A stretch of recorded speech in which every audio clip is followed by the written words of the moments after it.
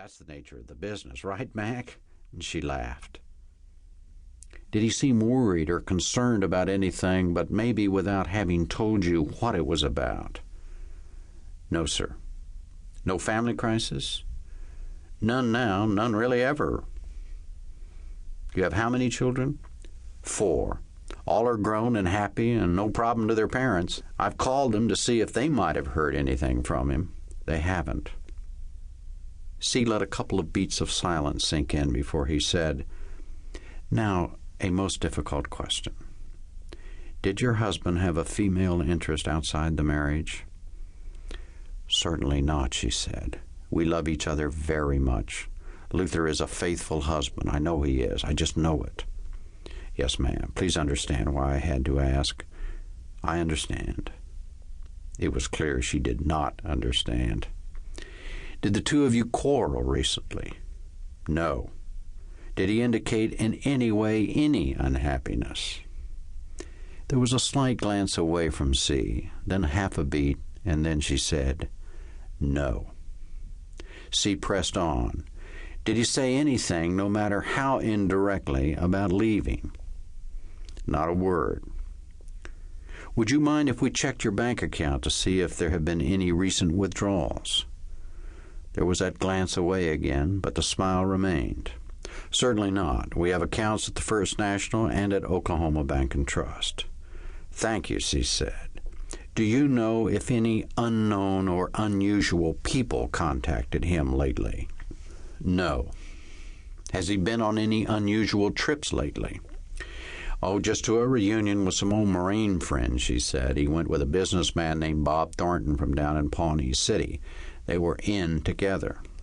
She said, "Well, thank you so much, Mrs. Wallace. I am sorry I had to barge in like this, but I felt it was important to get as early a start as possible." She led us back to the front door. "The difficulty from now on," she said, "is keeping this under wraps. It won't be long before it gets out to the press. It will be a very big story, as I'm sure you know. I will have a plainclothes officer outside your house here 24 hours a day. Please feel free to call upon him to keep anybody away you want kept away." Annabelle shook C's hand and thanked him. Then she turned to me and grabbed my right hand with both of hers. "This must be tough on you too, Mac," she said. "Luther considers you one of his best friends." In the middle of the next block, I asked C for his best guesses.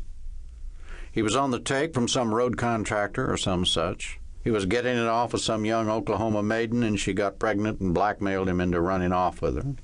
He was kidnapped by somebody wanting some of his family's money or something from the state of Oklahoma as ransom. He had a nervous breakdown as a result of his mentally taxing work as leader of the Oklahoma House of Representatives and strayed over the border into Arkansas, where he was mugged by a hillbilly. Whatever, we'll know soon." "Why soon? How soon?" "Oh, we always know within a few hours. Nobody just disappears without a trace, particularly a nobody like the Speaker of our House of Representatives." The Turnpike meeting the next morning was in the Sparrow Room, a private dining room at the Park Plaza Hotel downtown. We sat at a round table. There was one empty chair, Luther's chair. We ate our breakfast without him. I finally got the meeting to proceed without Luther. I said I would make it my responsibility to make sure Luther was fully briefed. The chairman asked Mr. Ritter, the Turnpike Authority Director, to review the situation. "We have just completed a traffic count," he said, getting right down to business. "Neither one of these proposed routes needs a turnpike. They barely need the 2-lane highways they have now, to be perfectly frank." He held up a yard-square piece of white poster board with numbers on it in red crayon.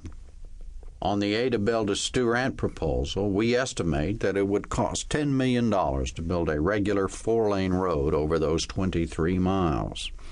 At the CTR, car trip rate, at 50 cents a car, it would take over 100 years to retire the debt. No bond house would ever issue revenue bonds on that kind of projection." "I assume the other one is the same," said Bill Hayden, a state senator. "Yes, sir," said Ritter, pulling out another poster board chart headed Nowata to Veneta. "It's the same."